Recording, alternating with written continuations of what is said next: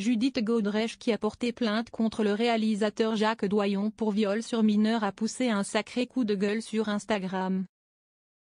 Elle avait notamment accusé en février dernier d'avoir des relations sexuelles avec de jeunes acteurs. En effet, elle commentait alors un article de Télérama et écrivait, en 2022, ce journal écrit que la spécialité de Doyon est de tourner avec des enfants. Il manque une phrase, avec qui il couche, assurait-elle alors. Le père de Lou Doyon avait été mis en examen pour viol sur les actrices Julia Roy et Isilde Lebesco puis placé sous contrôle judiciaire. Ce dernier avait porté plainte pour diffamation et CIST ce qu'a fustigé Judith Godrèche mardi 19 novembre sur Instagram. Judith Godrèche hors d'elle.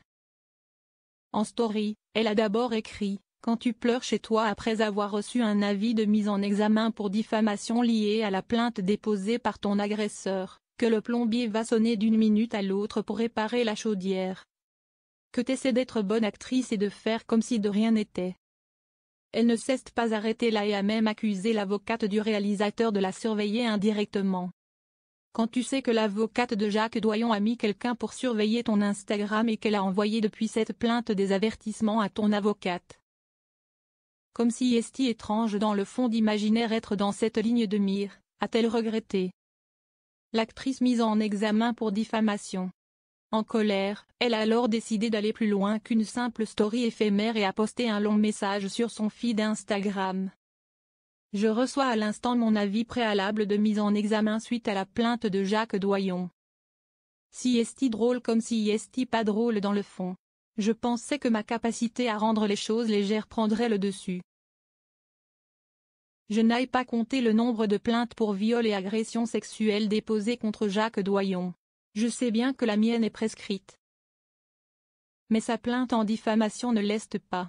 La mise en examen, dans ce cas, est automatique. Mais quand même, a-t-elle commencé par déclarer.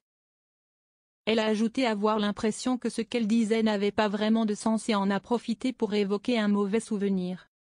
En recevant ce document, j'ai pensé à la lettre qu'il m'avait envoyée chez mes parents, dans laquelle il se comparait à un porc. Un porc jaloux de Benoît Jacquot. J'avais 15 ans, s'est-elle souvenue. Et de poursuivre, si est-il donc la dernière fois qu'il m'a écrit. Et j'ai passé une vie à repeindre la chambre en rose, une chambre dans laquelle personne n'est poursuivi en diffamation car personne ne porte plainte pour viol. Non plus. Alors voilà. Cette vie en rose est différente de la vie que je vis.